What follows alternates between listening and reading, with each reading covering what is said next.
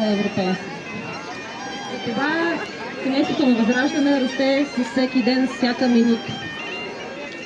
Ние не сме отстъпили нито миг, нито сантиметър от убежденията си и заради това съвсем спокойно се изправяме тук пред вас. Знаем, че нашите народни представители са единствените, които наистина осмислят тази дума и придават смисъл и значение. Господин Ивелин Първанов, който е нашия народен представител, вече по няколко поредни парламента, дава сърце и душа през цялото време в годината, за да може да помогне както на Плевенския район, така и на гражданите, които го търсят, за да се свържат с него и да им реши проблемите, както правим и в структурата на Възраждане. Всеки гражданин знае, че ако има някакъв проблем, който общината или управниците не искат да реши, а обаче правото е в негова страна, той търси Възраждане и винаги намира подкрепа. Затова ние се гордеем със себе си и имаме все повече и повече приятели, и симпатизанти, и сподвижници. Затова аз много мога да говоря по въпроса. Вие знаете Възраждане колко много е направило за последния парламент. Знаете, че благодарение на нас може хората, които имат стари автомобили, спокойно могат да минат годишен технически преглед. Заради усилията на нашите членове в Стара Загора, мариците все още работят и повече от 13 000 души все още имат работа. Много повече хора ще имат работа, ако на 19 април наистина критично количество от българския народ излезе и гласува с номер 8, защото оттам насетне подевът и възходът за България ще бъде сигурен. Много ви благодаря, бъдете щастливи, обичайте се и вярвайте, че е възможно по-доброто бъдеще за България, за нас и за нашите деца. Браво, Вики. Сега, малко ще пуснем музика, след това ще чуваме и нашия заместник-председател. Има вода, така че свободно всеки може да си вземе.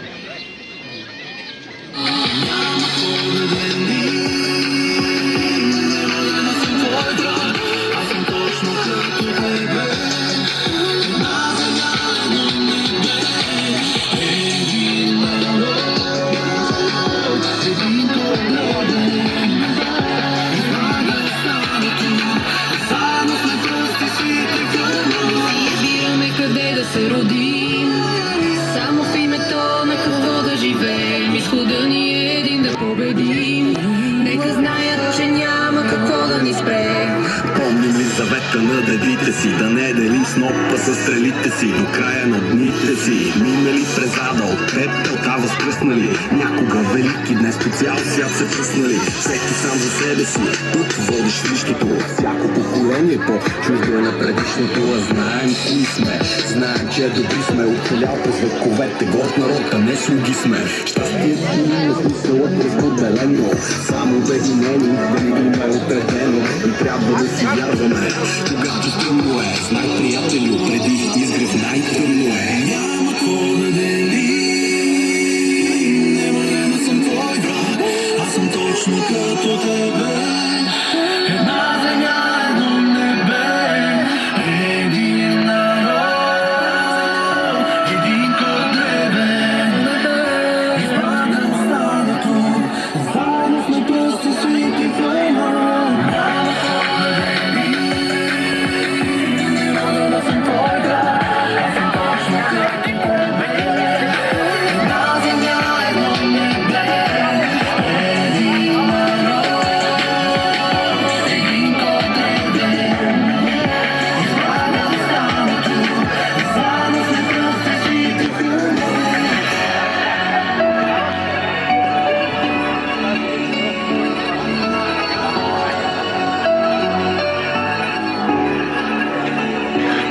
Тежат сулзите на историята, по листите, промяната идва с енергията на чистите. Един е ние и ние сме един, за българско възраждане време, амин.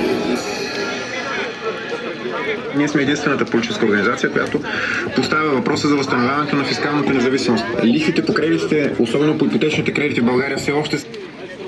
Сега, Сега давам думата на нашия заместник-председател господин Деян Янков. А междувременно има питка, вода, така че всеки може да си вземе. Заповядай, Дидо. Здравейте, плевенчани! Отново искам да припомня защо избрах Възраждане за моята партия, за партията, която ме представлява. Единствената партия в България, която никога не е променила своя път, своите виждания, е Възраждане. Знаете много партии, които минаваха от лево, от десно, а сега сме с Русия, а сега сме с Европа. Особено една по-новичка партия така. Искам да призова всички плевенчани, всички гласоподаватели, всички българи, като отивате да гласувате, погледнете листите, погледнете какви хора има в тия листи. На различните партии. За всеки човек може да прочетете в интернет. За всеки. Вижте кой ще представлява тия партии, кой ще управлява България от името на тези партии.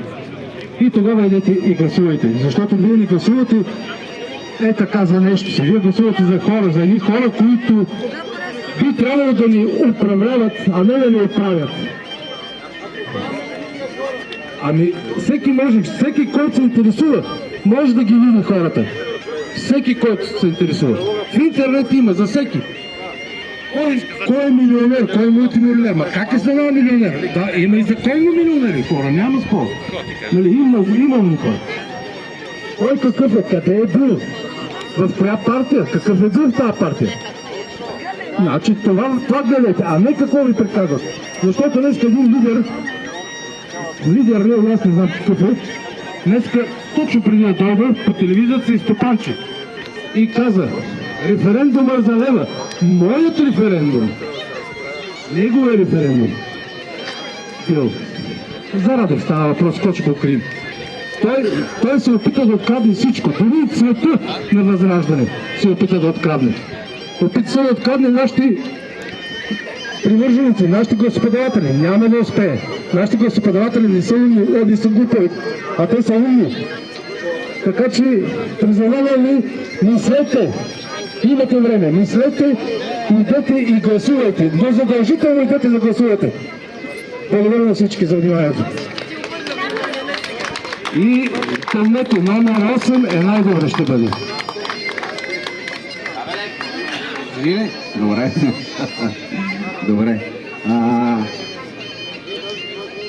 Ники, пусни още една песен. След това ще дам думата и на нашия народен представител. С 50 до 60% по-ниски, лихвите ще почнат да се увеличават. И това ще доведе до много сериозен проблем и най-вероятно ще доведе до криза с ипотечните кредити. Възраждане е с номер 8 в бюлетината. Купуването и продаването на гласове е престъпление.